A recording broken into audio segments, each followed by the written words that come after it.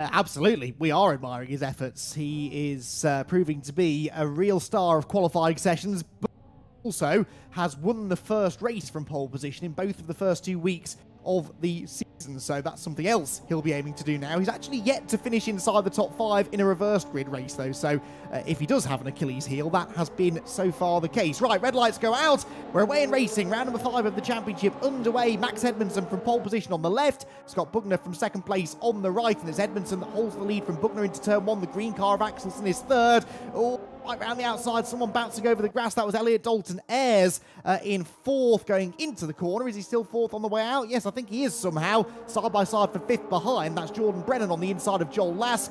And Joel Lask will keep his foot in it. Really brave stuff there around the outside at Cascades to try and hold the inside line down towards the Island hairpin. Mark Hughes is on in the Maximum Motorsport liveried car. But apart from that, Jack, a clean start. Yes, which is what we like to see. Jordan Brennan gets a little bit hung around the outside because Joel Lask has decided to get, I wouldn't say his elbows out, but getting a little bit assertive on that overtake into Island Bend. I think we need to stop saying that we're surprised by Joel Lask and we're so impressed of how he's sort of jumped up the order because he's now consistently there. He is probably considered a front runner in this Civic Cup Championship, and fair play to him. He's running in 5th position now, so a great drive by him so far. Well, a great start, shall I say, for overtaking Jordan Brennan. The rest of them, the top 4 also, really haven't just sort of maintained what they had, which isn't a bad strategy around Oulton Park because, as he said, well, what we may see for Mark Hughes at the moment is if you do have a poor start and you lose, say, 5 or 6 positions, it's going to take probably 5, 6 to 10 laps to gain those positions back. And then all of a sudden, you're just having damage limitation as Brennan tries to get around the outside of Lask. There's a little bit of contact into the final corner. Luckily, both come out of it okay, but that was a very, very tight squeeze for Jordan Brennan to fit a carve into as Paul Laramie is looking the wrong way at Drummond. Indeed he is, and Kenny Press has also dropped behind Mark Hughes, so I'd imagine he's been involved in some sort of an incident on the opening lap as well. For the race lead, well, look at that, Scott Bugner. Track limits? What track limits? He's very, very wide at Old Hall Corner, carries good speed down the avenue as a result. Yeah, this doesn't look like they're working together to me. They might have done on the first lap, but as we saw a week ago, Bugner wants the win if he can get it. They are fighting for a championship after all. Jordan Brennan and Joel Lask, meanwhile, they're still fighting over 5th place, and this time it's Brennan round the outside at Cascades, and he's about to do to Lask exactly what Lask did to him on the opening lap. The outside at Cascades becomes the inside at the Island hairpin, and I think Brennan will go through. Joel Lask tries to tough it out on the outside line. He might still have an overlap. He does, actually, so once again, wheel to wheel over the hill, down towards the Hislop chicane. Are we seeing a difference in ballast potentially? Jordan Brennan, I was very impressed with the fact he managed to carry it around the outside of Cascades, and then Brennan goes a little bit deep into Knickerbrook, and he's up over the curbs. Lask is trying to go around the outside of the left-hander, and that means he's on the inside for actual Knickerbrook, and he goes up the hill, and Jordan Brennan somehow got the better traction, even with all that weight on board, and they're causing an absolute massive train up behind them. This could get a little bit dicey as they go towards Druid, for I believe is the third time. Lask having to just settle in behind Brennan for the time being. Someone sideways in the background. That was Andy Dorman, I think. Did well to save it. But yeah, that was the fastest part of the track. Not a good place to be getting tipped into a sideways moment. Joel Lask and Jordan Brennan just won't leave each other alone. Lask is back up the inside at Lodge Corner now. And in the lighter car, 30 kilos lighter, remember, Lask is able to brake later and reclaim 5th place. That edges Brennan out wide and allows Max Bird the inside of him down towards Old Hall Corner. Bird on the inside line. Can he make the move stick as well? He is only 20 kilos lighter than Brennan, and Brennan is very committed round the outside. Goes rally crossing slightly down the avenue. Did he manage to hang on to the place? Yes, he did, but with judicious use of the Oulton Park scenery. He manages to keep Max Bird at bay, though. Last back into 5th, but look at the time it's lost them. They're 2.5 seconds now behind 4th place. Yeah, well, what commentator said you can't overtake around Oulton Park? They should be sacked, shouldn't they? Will Redford up the inside of an Andy Dorman, who's currently now in 9th position. Will Redford, although I don't think he qualified in the top 10, though he qualified, I believe, in 11th position, is starting to make his way further forward. So this is the sort of pace and racecraft we come to expect from Will, even if his qualifying wasn't quite up to his normal brilliant standards, obviously. There is I'm not sure what the VRRC ruling on track limits is, or if indeed there is one around the first corner, because like you said, they seem to be cutting Mr. Palmer's grass more and more often, don't they, and just taking more and more speed through that outside line. Yes, something which in the real world you'd be hung, drawn and quartered for, Oh, but yes. in the sim, I suppose, it doesn't cost as much money to get that grass fixed, does it? So perhaps they're getting away with it for that reason. The leaders then down towards Lodge Corner. You can see the leading quartet getting away here.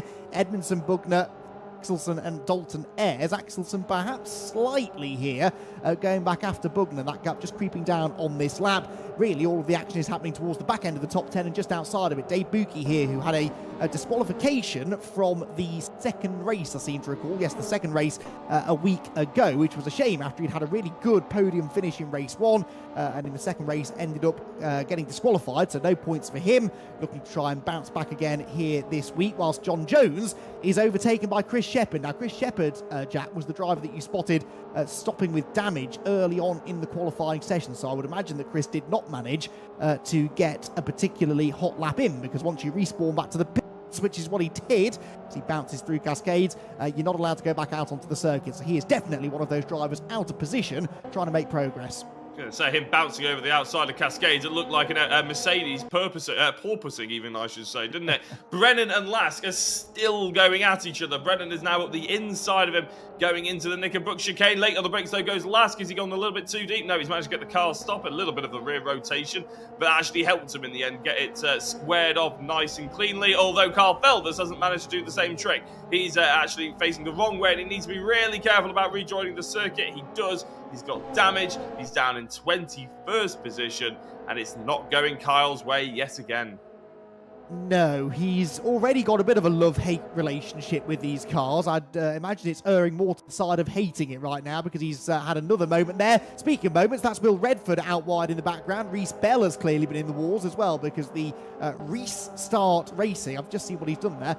I appreciate a good name pun. The Reese Start Racing car is unfortunately looking a little bit worse for wear. Mark Redford there is battling away with Brad Smith, but it was Will Redford, I think, that I saw bouncing over the grass at Druids. He still comes through in 8th place, though, but he's one of the few drivers not to improve on his lap time that time around, and he runs wide again at Old Hall, and this time might allow Andy Dorman alongside him, because that's a big bounce as he comes back on the road. They're almost side by side, but Will Redford stays ahead. Nicky Taylor now trying to join in the fun as well. I was going to say, we haven't seen that much from Nicky Taylor, and look how much that car is bouncing. We were warned by Dave Marshall beforehand that this car is prone to that around this circuit. We've already mentioned it once, but now we're actually seeing it in person as Andy and Will, very door-to-door, shall we say, as Andy now tries to get that later apex to try and maybe get a run back up the hill. I think Will just about managed to get the power down. Clearly didn't have to come back off of it as they come back up and down in towards the chicane now. Andy's looking up the inside, but no, it's not going to happen just yet. But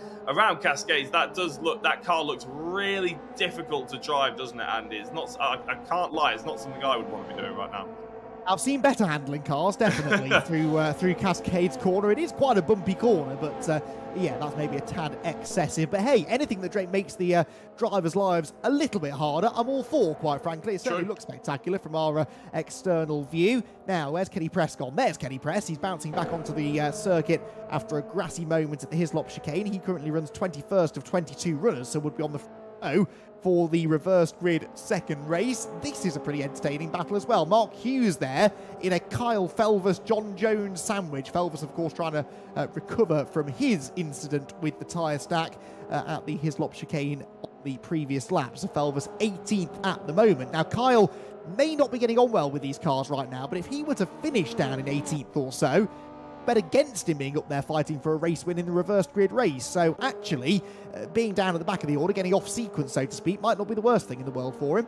Yeah, that's one of the reasons why the reverse grid is so popular, as Mark Redford goes past Brad Smith and then gets a little bit nudged by Brad Smith, not once, but twice going through Cascades, managed to hold it, which was, I'd say, fairly impressive, and actually holds on to the position. Maybe Brad Smith sort of knew what had happened there and just came off the throttle, which is what we like to see at VRRC. You never really like to see drivers take advantage if they're the one who's made the mistake in the first place. No, absolutely. It's very nice to see that, whether it was an intentional redressing of the situation or whether he just lost momentum, I'm not sure. But either way, he'll probably get away without a penalty as a result. Mark Redford sails off into Hislop chicane. Look at the way that Chris Shepherd is catching these two. So Shepherd definitely has better race pace here than his lowly qualifying position would suggest. As I said, didn't get his full quota of laps in the qualifying session, but he's raced onto the tail of this group and now looks to try and find a way past Brad Smith as they make their way up Clay Hill, past the water tower and into Lodge Corner. Now, the front of the field, Scott Bugner definitely not able to live with Max Edmondson's pace at the moment, is he? So Max Edmondson looking good to take his third victory of the season. However, Eric Axelson and Elliot Dalton-Ayres are not a million miles behind Bugner, and they keep on creeping onto the tail of the second place driver, don't they? It's just a few hundredths, maybe a tenth of a second here or there, but if these two don't start fighting too hard over third, they could still have a chance at second place. I'm going to say, I think Elliot Dalton-Ayres is obviously in fourth position. He was 0.3 of a second quicker than Scott Bugner on that previous lap, hence why he's caught up to the back of Eric Axelson, and hence why he's flashing his lights to try and get past Eric as well. Maybe he's just trying to fill his mirrors, but if he really does calm things down and focus on the bigger picture, the overall finishing position of the race, there's always an opportunity for a potential not only just podium position, but a second place as well, if he just keeps it nice and calm. Having said that, Scott has actually just went and put in his personal best sector 1 and has closed the gap to Edmondson by 0.2 of a second. So this battle is not done by any means. We heard Max, he's fairly confident that he could keep it consistent for 11 laps, but lap 12, 13 and 14 might be a bit of a different story. What can Scott do towards the end of this race to make life uncomfortable for Max? We'll have to wait and see. But at the moment, the top 4 look like they're just keeping it calm for the second, but there's time in there for all of these drivers, especially Elliot Dalton-Ayres. Like, you want to stay away from those curbs, don't you? Elliot Dalton-Ayres, even on the exit of Druids, the car wobbling around all over the place as he bounced over that curb coming out of Druids. So Elliot Dalton-Ayres, one of many drivers, I think, struggling with the bumpy nature of the circuit, and perhaps that is why we're seeing some of these gaps ebb and flow in the way they are. Yeah, Bugner fractionally quicker there than the leader, but Axelson takes a full 10.5 out of the race leader. So Axelson, the green car ahead of us here, as we ride on board with Elliot Dalton-Ayres, is actually the quickest of this group for the time being. Whether that's he's going to be able to put that together to challenge for second place or better, we'll have to wait and see. Right, speaking of challenging, this is Will Redford under attack from Andy Dorman here. Redford on the right, Dorman on the left. The next corner, though, is a left-hander look, so it favours the blue and white Kinetic Motorsport car on the inside line. That doesn't deter Dorman, though, who keeps his foot buried onto the throttle and manages to carry good speed even on the grass out of Cascades to get the inside line down at the island hairpin. Redford isn't going to like that, but there's very little he can do about it. Dorman goes through. 8th place now belongs to Andy Dorman then, and he makes his way up the hill. Andy's best finish in a race so far this season, 6th in the first round of the season at Brands Hatch, so he's not doing quite that well at the moment, but on course, it would seem, for another solid top 10. I think if Will watched that back, he'd probably be thinking he was a little bit kind to Andy on the exit of Cascades, but to be honest, I think he did the right thing. You know, you don't want to be... You want to be sort of like challenging or making the other drivers sort of do something they're uncomfortable with, but you don't want to drive them off the track and make them crash, obviously. That's not the aim of the game. So Will was very respectful. He might look back and think, oh, that's a little bit too respectful, but I think it was the right thing to do, and he drove really well there. We're actually jumping back forward. I think this is because the timing tower on the left-hand side is going a little bit haywire. We just want to go and make sure that it's still Max Edmondson, Bugner, Axelson, then Elliot Dalton-Ayres. But actually, it might not be, because on the road, look at this. Elliot Dalton-Ayres, as they come across the start-finish line, is really putting Axelson under pressure for the first time with 7 minutes to go. Dalton-Ayres on the inside. He runs a little bit wide. Axelson keeps his foot in. Axelson getting a little bit weavy, actually, trying to get the car under control. He keeps ahead and keeps that podium position for the time being. But Elliot Dalton-Ayres showing real intention here, and look at that, the front two have just pulled away. Yeah, this will be frustrating for Axelson and Dalton-Ayres, because as we documented, they were fractionally closing in on Bugner ahead, but now that is all gone. Any chance of them catching the top two is gone, you'd say, with 6 minutes and 20 seconds left to go. And yeah, that gap now 2.5 seconds between Bugner second and Axelson third. Axelson did well there, though, to hang on to that third position, to be honest. With that extra bit of ballast that he carries, he was still able to outbrake Dalton-Ayres into Old Hall. Ran a bit wide on the exit, but as we've said, most people are doing that, so I don't think he'll get in any particular trouble for it. Through his lops into Knickerbrook Corner. Nicer line there for Axelson, really. He pops it up onto 2 wheels, but he took a wider entry into Knickerbrook. That gave him a bit more speed up the hill. Dalton Ayres now closing in slightly with a bit of a slipstream, and he's flashing his headlights, which, Jack, I'm sure you'll attest to, is worth at least an extra 20 horsepower. Oh, easily, yeah. No, it makes all the difference just flashing your headlights. No, obviously, it's a psychological mind game. Some drivers it actually works really well against. It's not for something I like to do, but as he looks up the inside, that'd be a big lunge, that, Andy. I think that would be very optimistic. I'm thinking Jason Plato is that sort of thing he would probably try and do, and in fact has done in the past. But yeah, flashing your lights like Elliot Dalton is here. It is just a case of reminding the driver ahead to get out your way, and as you're going into a braking zone, trying to distract them, trying to make them look in their mirrors. Not something I ever did, but equally I was concentrating far too hard to think about what my headlights were doing. Mark Redford just ends up coming off worse in that corner. I'm not sure how or why, but I'm guessing it was something to do with a battle between himself, potentially Reese Bell or Brad Smith. I'm not sure really, but we do see him getting back on circuit, which is nice. And Carl Felder's still sort of wavering down in the late teens. Yes, indeed. So I'm still trying to get over the fact that I just heard the name Jason Plato in the same sentence as the word lunge. That just doesn't sound right to me. Yes, I'm hearing reports it was Brad Smith that was involved in that contact there with, who was it, with Mark Redford. So it looks like, Redford is not going to be particularly happy with that, but the situation redressed. I think Brad Smith lets him go, and Mark immediately goes back on the attack. Up the inside there, Kyle Felvers. Now, I know the car is damaged, but not really the performance we're used to seeing here from Kyle, unless he's boxing clever and thinking about that reverse grid race. Strike me as the kind of driver to roll over and let people pass to try and better his race 2 grid position, and indeed he goes wheel to wheel with Redford through the Islop chicane. That is not the mark of a driver giving up places willingly. He's fighting for these places, but just does not have a defence.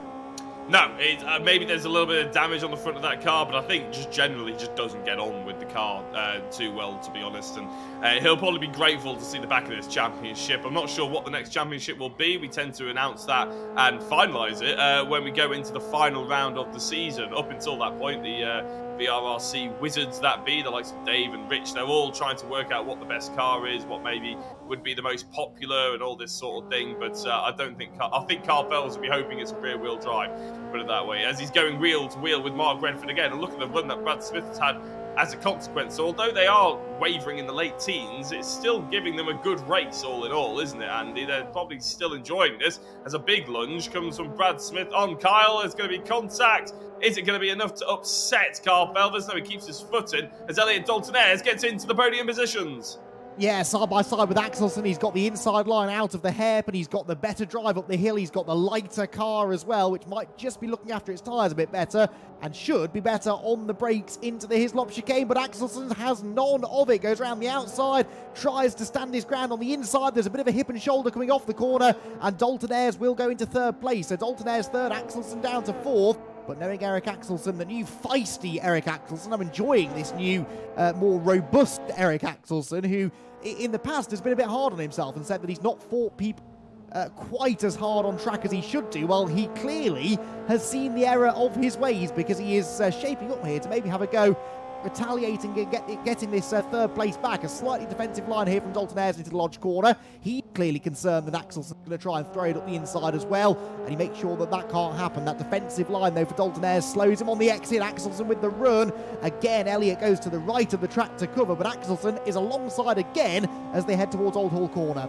It's great racing, this, isn't it? Eric Axelsen on the outside, then can he throw the move? It's possible, I know, because I've done it, but there's a big hip and shoulder as Dalton Ayres just makes sure he's going as wide as humanly possible as they go down towards Cascade. Will Eric lunge at the inside? Of course he does, because it's the new feisty Eric that we were saying earlier. Side by side, they go down towards Island Hairpin. Eric hasn't got the move done. They're getting a little bit too much rubbing, I would say here, Andy. We don't want this to boil over, do we? As they go towards Island, it's going to be Axelsen on the outside, which probably means Dalton Ayres will come out of this corner with the race lead. But how much momentum can Eric carry? Well, not that much, because he's gone very wide and bounces back onto the circuit with Joel Lask looking very hungry behind him. Yeah, well, look at the way that Lask and Brennan are catching, and Max Bird as well, for that measure. We may be onto the penultimate lap of the race here, but it's soon to be a five-car battle for the final podium place look. So this is getting very tasty indeed. Andy Carroll, meanwhile, trying to get around the outside of Josh Martin here. This is the battle for 11th place. See, that's the best defensive tactic around Oulton Park. Just drive sideways everywhere, and then there's no way through for the car behind. That certainly seems to be the tactic in use by Josh Martin. Carl Felvers, meanwhile, still can't shake off Brad Smith and Mark Redford. Redford's ahead of him, and now Brad Smith goes past as well as they head through the Hislop chicane. So Brad Smith, who himself has been in the wars a little bit, and Mark Hughes, in fact, all four of these cars have been off the road at one point or another, and still, as you said, enjoying a terrific battle. It may only be for 16th place, but it's just as close, in fact closer indeed, than the battle for the race lead. Well, it's a 16th position, but they'll be hoping, if they stay like this, obviously, that they'll be having this good a fight for the race lead in race number 2 with that reverse grid, obviously. This is Max Bird and Jordan Brennan's little battle that they've got to chase up to the back of the podium places, because, of course, Elliot Dalton-Ayres and Eric Axelson's little battle has caused them to lose an enormous amount of time, and Joel Lask and Jordan Brennan to be very interested in trying to take it off of them. This battle between Lask and Brennan, though, Andy, it's been raging since the first lap, and we're now on the final lap, and it's still not entirely decided. Lask has been brilliant in his defence since getting this position, but Brennan, we know he's a wily racer. We know how hard he is, and he times everything to perfection. So I don't think Lask can really take his foot off the throttle at all, or switch off with concentration at all, because Brennan will be there to pounce. Yeah, they really have been sort of magnetised to each other all race, haven't they? Literally from they started on the same row of the grid. They were side by side into the first corner, and they may well be side by side into the last corner of the race. Max Edmondson, though, hasn't really had to go side by side with anyone. He is losing time on this final lap. That could be the tyres. It could just be the fact that he knows he's got this pretty much in the bag, because Max Edmondson is only one turn away now from converting pole position to a race 1 victory for the 3rd time in the first 3 weeks. I don't think I've seen that happen before here at the VRRC. If it has happened, it was a while ago. This time it is Max Edmondson who is able to do it. Then pole position, a race win. This is becoming a bit of a formality for Max, who takes a few crucial points out of Scott Bugner. It is Edmondson that wins, Bugner second, Elliot Dalton-Ayres, after a fighting battle there with Eric Axelson, gets the better of him for 3rd, Axelson 4th, Last 5th, Brennan 6th, Bird 7th, and Andy Dorman in 8th place with Will Redford, and Nicky Taylor rounding out the top 10 positions. So no change in the order there on the final lap. Let's see what happens in some of these battles further back. Reese Bell brings what's left of his Honda Civic across the start-finish line. Mark Redford will be next ahead of Brad Smith and Mark Hughes. They actually separated themselves a bit over the final lap. And it looks, Jack, like we're going to get all 22 starters to the checkered flag. We have not been able to say that all that often this season, it must be said. So actually, although there are 1 or 2 walking wounded, really good driving standards in that race. I wouldn't expect you said it many times when commentating at Oulton Park generally, no. actually, to be honest. But it's nice to see here, obviously, at VRRC. But we're going to cut to a very short advert break, and then we'll have a chat to our podium sitters.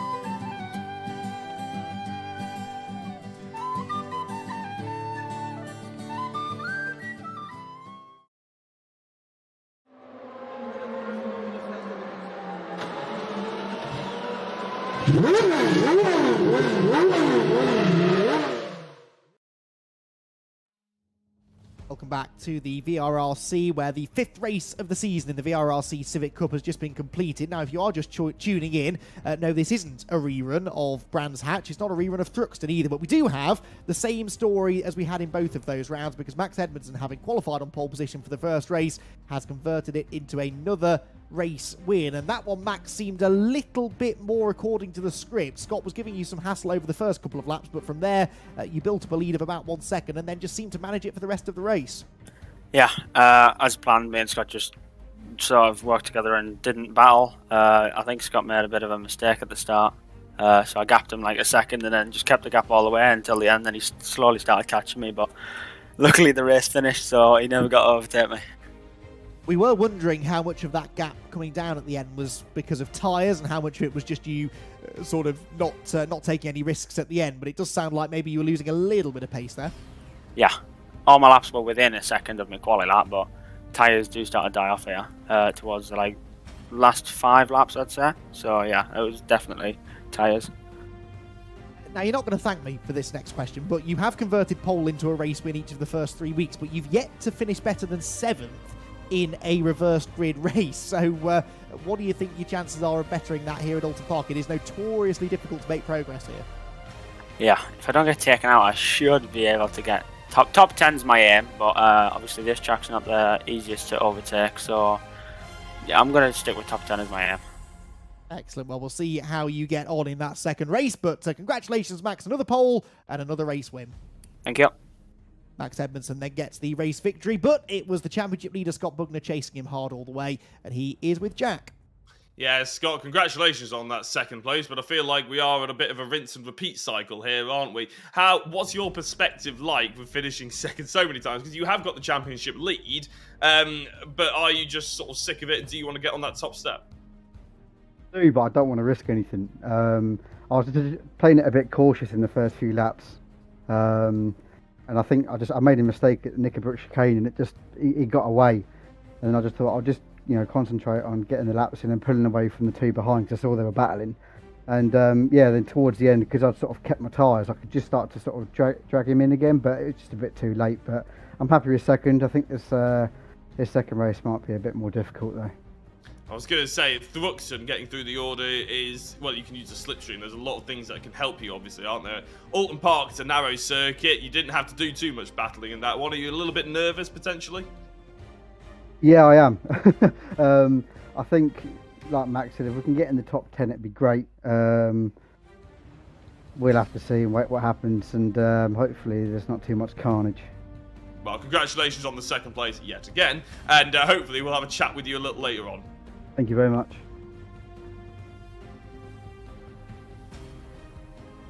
That was Scott Bugner coming in to have a quick chat, and we've got Elliot Dalton-Ayres as well. Elliot, third position for you, but a fantastic battle. Unlike the front two, you had a bit more to think about.